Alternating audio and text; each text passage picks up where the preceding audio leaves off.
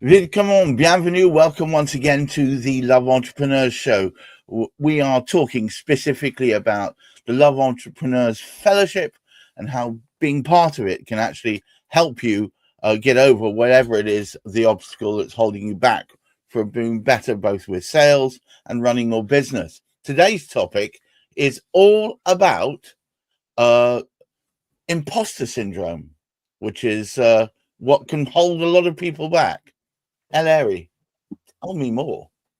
Well, I don't want to tell you more. I want to ask Lisa Bowen to tell us more because I don't really understand what imposter syndrome is, or I might understand it at some level, but I think it's best to turn to our expert, Lisa. Lisa, what is imposter syndrome exactly? It's endemic in entrepreneurs. That's what it is. You got it, guys. Essentially it's not feeling good enough.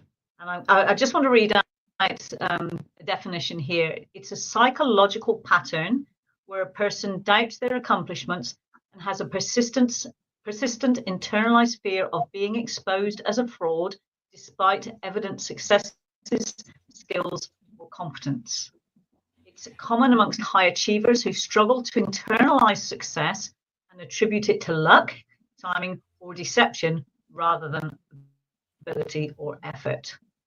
So it's that feeling that we're going to get caught out, that somebody's going to pull us up on something and show that we're a fraud. And this in business affects us in many ways because A, we're not going to put ourselves out there if they think we're going to get caught out. Sorry, Gareth, you wanted to say something? No, all I was going to say is I know a lot of people who can't tell the difference between imposter syndrome and momentary anxiety. And some people, before they're about to do something important, suddenly question whether or not they can do it or not. And often that isn't to do with imposter syndrome, because imposter syndrome seems to be an ongoing state of affairs. Whereas like for instance, I'm a performer and I'm a musician. And just before I go on stage, I start thinking to myself, well, can I do this? Is it something I can do? And then I can overcome it usually and in fact, I've never known I can't overcome it, and I get on with it. Whereas a lot of people find that they talk themselves out of doing something important because they've got this ongoing syndrome.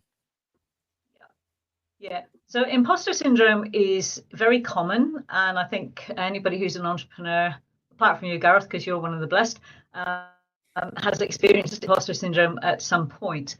And you're right, there is some confusion over what is what, but anxiety is normally very incident specific.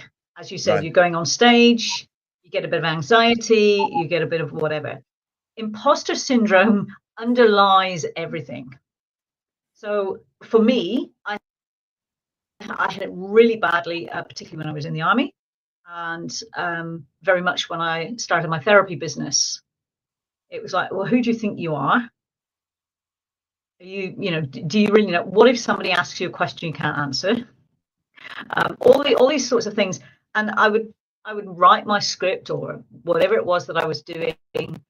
And the interesting thing for me was that this bit here that says a persistent internalized fear of being exposed as a fraud despite evident successes, etc., who struggle to internalize success and attribute it to luck or other things. Now, I have my hand up to that. I was guilty. I never celebrated my successes because for me, it's just what it is, so I never saw it as an achievement. It was more, whew, nobody caught me out that time. I got away with it again and could move on from that. Now, I was very lucky being in the army. I didn't have the opportunity or the luxury of not following through with things. There's always somebody behind me making sure that I did it. But it actually impacted my whole life, and I didn't realize until I understood what imposter syndrome is and acknowledged that that's what was affecting me. Because people laugh and go, yeah, imposter syndrome, but it's a very real fear. And it can manifest obviously in different ways for different people. And like you say, for a lot of people, Gareth, it can actually stop us going ahead and doing things. Right. And it's more than that anxiety over a specific thing. It's an underlying feeling of being caught out. I spent my whole time winging it. I look back now and I wasn't winging it. The amount of preparation I did, but I always felt that I was winging it. And whilst I've now become very good at winging it, and there's times when that's an advantage, it's not a good way to live your life.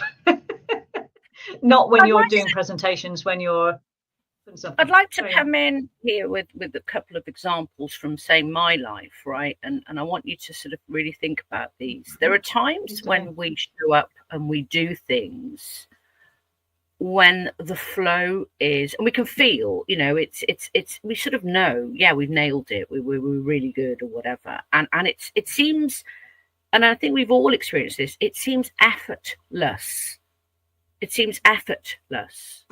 But I then want you to think about the times that we've turned up and we feel that it's effortful.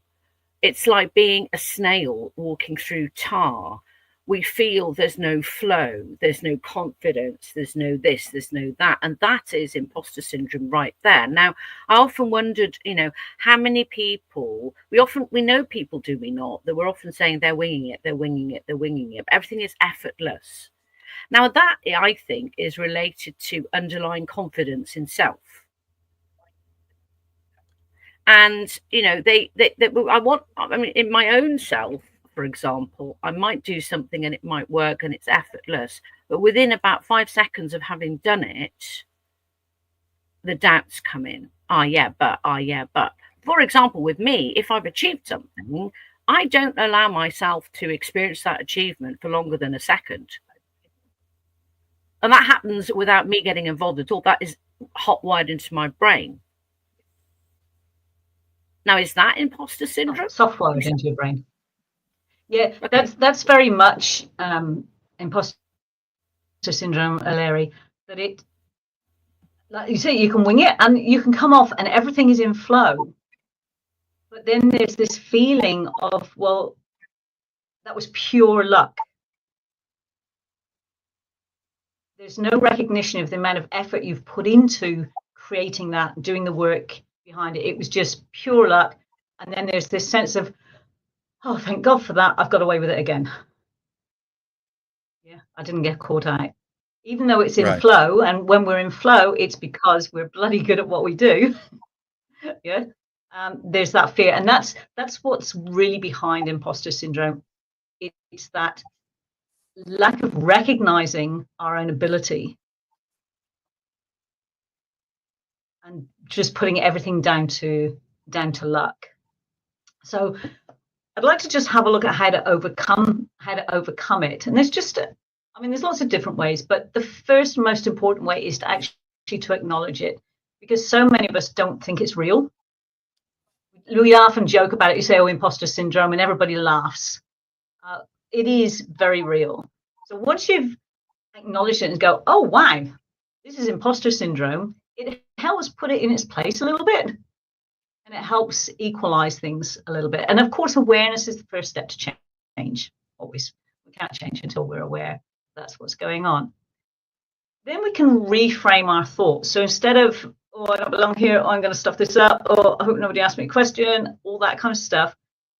Wow, this is an exciting opportunity to grow. Because even if somebody asks you a question that you can't answer, one of the things I was taught, I used to be an instructor in the army teaching people how to teach, and it was just say, if you don't know, you either throw it back to the audience, if it's something you've covered, and if it's something you don't know, say, I'm not 100% sure on that. I don't want to give you an incorrect answer. Leave it with me, and I'll get back to you. So straight away, we can take away the fear of being asked a question we can't answer. It doesn't make us look stupid. What does make us look stupid is lying and trying to make something up on the spot. That's where we're going to get caught out. But do we think, though, this is why I've often thought that imposter syndrome doesn't apply to me, right? I've often thought this because people don't dig very deeply into it. They just look at it on the surface level. They look at it as, oh, do I have self-doubt or whatever? And they think, oh, and they know what self-doubt is, so they can recognize self-doubt, right? But very often I don't think they do. Because I think this, and I'm learning from you, Lisa, here, that this sits deep, deep inside us.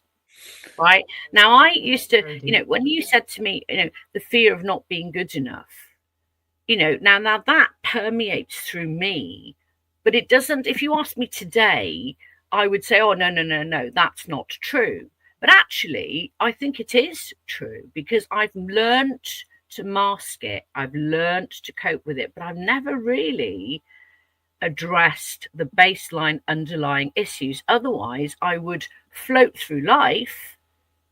I wouldn't get stressed about things. I wouldn't get overwhelmed. What's the point? Because everything will happen when it's supposed to happen. So I think this is something, the word is almost like wrong. The word imposter, because that is like a misnomer, isn't it? It's a mischaracterization. It's like, we need to think of a better word to describe it. Because I think a lot of people who suffer from this are not getting the help they need because of they're saying, well, I don't have an imposter. They don't quite understand how it shows up.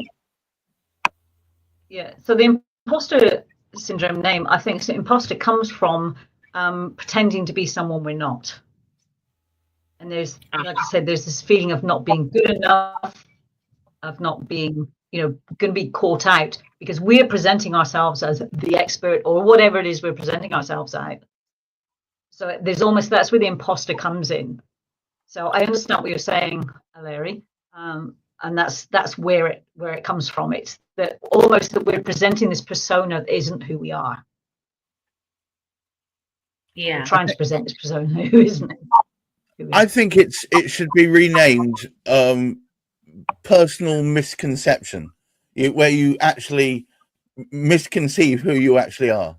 You've got this film playing in your head about who you are, which is completely at odds with how other people perceive you anyway. And this then plays into, well, if that's what they think of me, then that's how I'll be. And the problem with that is it's pernicious. The more you do it, the worse it gets. And to break the cycle, that's the trick of it, isn't it, Lisa? Yes. So that's where we need to look at, ways of, first of all, we have to acknowledge that that's what it is. And we can dismiss it as anxiety or any of those things. The reality, it comes down to self-worth. At the bottom line is self-worth. If you said to me I had low self-worth, I'd go, you got to be kidding me. Because as you said, Eleri, I've masked it for so long. Yeah. To me, I felt I had really good self-worth. I do feel I've got good self-worth now. I don't very often get imposter syndrome. I might get anxiety, but I don't very often get imposter syndrome. But I have years and years and years of imposter syndrome. So totally get that. So we can reframe our thoughts and as to that this is another growth experience for us. And people aren't anywhere near as critical as we think they are. No. We're our worst critic when it comes to everything. And things that we know, so anybody who's ever gone back and watched themselves on video or have done something and thought that they paused too long or they made too many ums or ahs or whatever, and actually go back and watch the video, the recording, and there's no evidence of that whatsoever. So we build this thing up to make it much bigger than it actually is. So another way to help, and this helps improve our, sorry. No, I'm just getting a question from a member of the audience by WhatsApp. That's why I was on my WhatsApp. This doesn't appear to be streaming at the moment, Gareth. No, it's streaming to yours, it's streaming to hers, and it's streaming through my X and my YouTube. But for some odd reason, LinkedIn is having a problem with mine. I had this on a previous stream today as well. It's not. Yeah, my. It says on mine. There's a. Yeah. Okay. Mine's the same. It's come up with a. What I'm going to do, just so anybody who catches it, yeah, I'm gonna manually push this out afterwards anyway, so it'll go out as if it were live, but I'll manually put it out. Fantastic. okay, I'll just message Malcolm Simpson in the audience there, who is desperately trying to find out when it's on. So there we go. Well, Thank that's good. You know, Eleri, you know that tells us that people actually watch the damn thing, so that's good.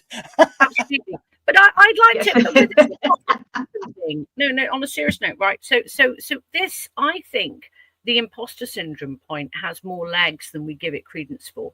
I think this shows up. It's not just lack of confidence, but it's lack of belief in self-worth, showing up. It's a whole slurry of things that culminates in I'm not good enough. Now, I'm not good enough in your head has the power to completely enable you to self-sabotage everything. I did that in my career. I had a firm belief when I went across that Severn Bridge to England that I just wasn't good enough. Now, that was not true. That was not true. But my mind managed to create a syndrome whereby, I was literally paralyzed by fear. It's a fantasy story that you were telling yourself. Well, we don't know because it was never played out. We talked about this last week, isn't it? The stories we create. Yeah, but the point anyway, is, I'm just conscious of time, so I just want to go there. So it is. It's like an octopus. It's got tentacles. It's not got legs. So one of the other things that we can do is keep a success journal of achievements, positive feedback, and progress, even small ones. One of my issues was that I got pregnant at 15, left school, didn't take exams, didn't go to college, didn't go to university. So it was like, who on earth do you think you are to do what you're doing? And it was only when I realized how much time, money, and effort I'd invested in my personal development that I realized that equated to a university degree. It gave me a bit of a shift on life. I didn't go to a formal education, but my education has been pretty solid. So one of the other things we can do is talk it out.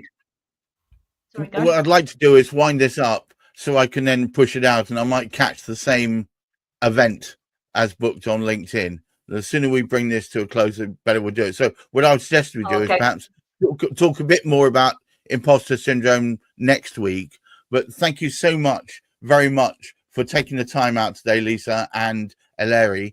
And to all of you out there who feel like you're suffering from imposter syndrome, never fear. Help is at hand in the form of Lisa Bowen. We'll be talking more about this next week. So please just try and realize that you may not be who you perceive yourself to be. You may be far more powerful than you let yourself have credit for. Until next time, thank you very much. Bye-bye now.